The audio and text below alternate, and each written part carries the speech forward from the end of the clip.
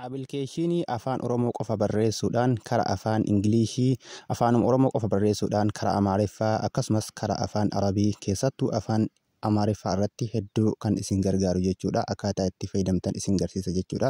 Aappilikeeshinii kana akkaataa fayyadama isaa isin garsiisa. Akkaataa wantoota guutuu barbaachisu eessa akka aappilikeeshinii argattan xumurarra isin garsiisa jechuudha. Amma akkaataa itti fayyadamtan qofa isin garsiisa jechuudha. Obboleeyyan YouTube kanaaf haaraa taatan subscribe gochuudhaan maatii keenya ta'uu hin dagatina. Jalqaba wama tokko irra seenee isin haa agarsiisu.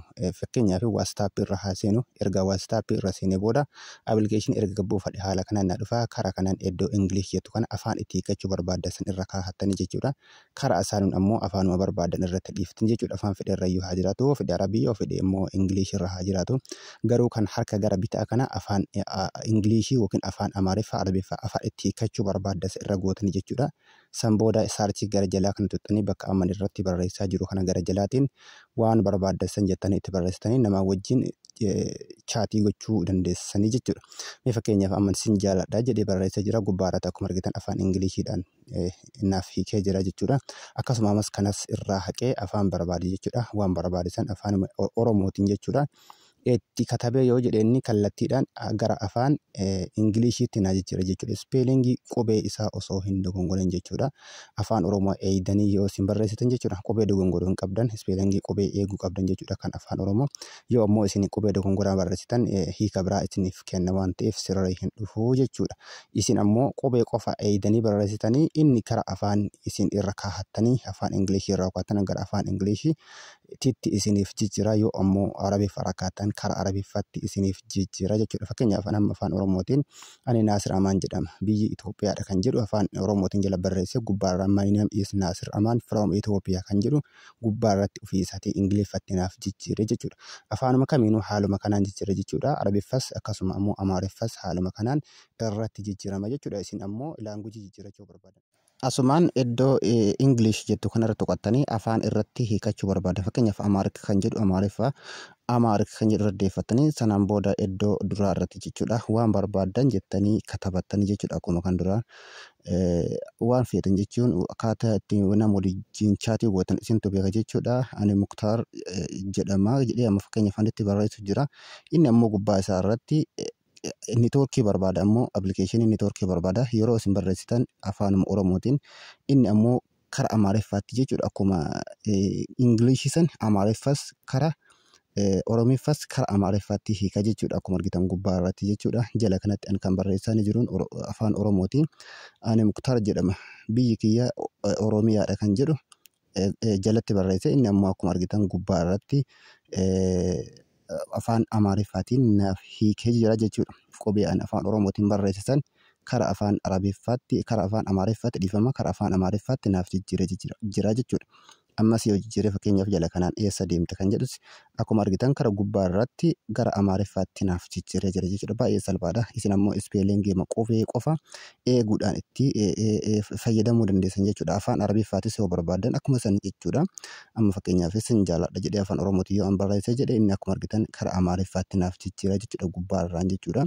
Haala kanaan itti fayyadamtanii jechuudha. Ingilishis yoo barbaadan akkasuma afaan Arabii, afaan Amaariffaa yoo barbaadan eddama Amaarik jedhu irra tuqattanii karaa afaan Arabiitti jijjiirattanii jechuudha.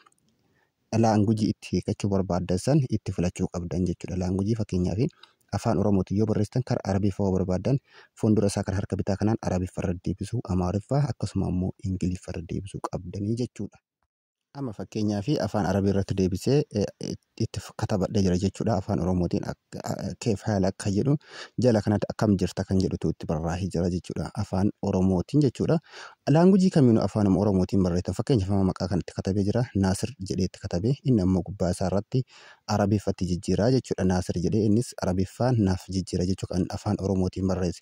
Maqaa feetan yoo itti katabdan akkasuma immoo jecha feetan yoo itti katabdan jechuudha. Qubee isaa osoo hin dogongorin yoo itti katabdan kallattiidhaan karaa afaan isin itti hiikachuu barbaadu barbaadasanitti isiniif jijjiira. Fakkeenyaaf jalatti Muhammad jedhee gubbaa irrattis innis Muhammad jedhee naaf barreessee jira jechuudha. Yeroo isin seendi gootan Muhammad jedhee kan afaan Arabii barreessantu yookiin ammoo kan gubbaa santu seendi ta'a malee namatti isa jalaa kanaa miti jechuudha.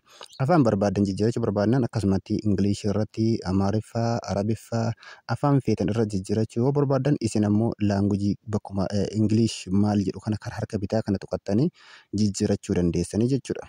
Afaan Ingilishii irraa gara afaan Arabii irraa gara afaan Ingilishii nama wajjin chaat gochuu barbaadan jechuudha. Afaan sanitti afaan namni sun beekutti jijjiirachuu qabdan jechuudha. Iddoo laangujii isaa kana jechuudha. Ingilishii yoo jedhe Ingilishii irra tuqattanii, Arabiik yoo jedhe Arabiik irra tuqattanii akkasuma immoo afaan fedhe yoo jiraate jedhe karaa harka bitaa kana kan isa bitaarra jiru kana jechuudha.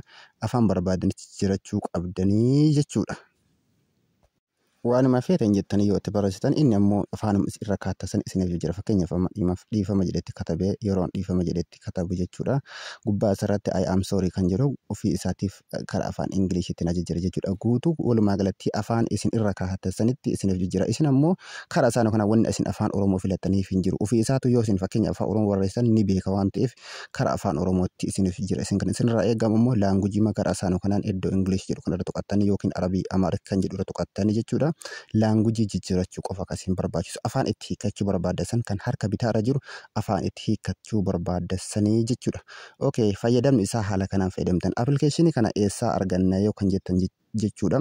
Appilikeeshinii kana Google irraas buufachuu dandeessanii Pilistoorii seenaa Pilistoorii keessaa ni argattanii erga Pilistoorii keessa irra seentanii booda iddoo saarchii kana irratti jechuudha katabattanii jechuudha. Appilikeeshinii maqaa isaa iddoo saarchii kana irra erga seentanii Gboard jettanii itti katabattanii Gboard jettanii yeroo isin itti katabatan hedduu isin dhufa kan hundi isaa hin hojjennetu jira jechuudha. Tokko tokko ni fakkaata malee kan hin hojjenne Gboard jettanii erga haala kana itti katabattanii sanaan booda maal gootanii saarchii gootanii yeroo isin saarchii gootan yookiin jalqaba irratti isin dhufata yookiin ammoo karaa ga'aanutti isin dhufata jechuudha.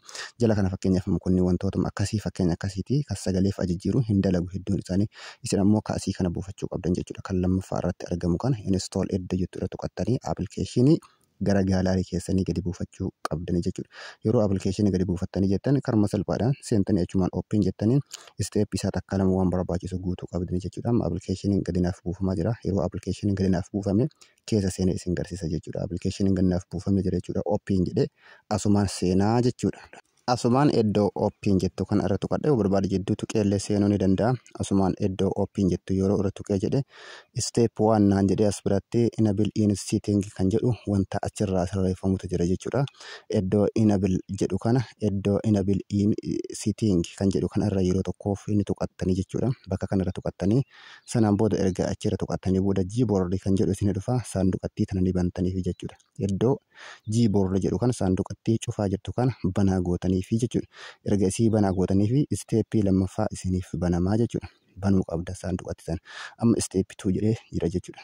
Lammaffaa irratti kan jiru amma select input method kan jedhu isa kanas irra tuqattanii jechuudha. Lammaffaa isteeppii lammaffaa kana yeroo tokkoof ni tuqattanii sanaan booda Gboard kan jedhu irratti ol deeffattanii sanaan booda isteeppii sadaffaa kana dan jettanii bira dabarfattanii jechuudha.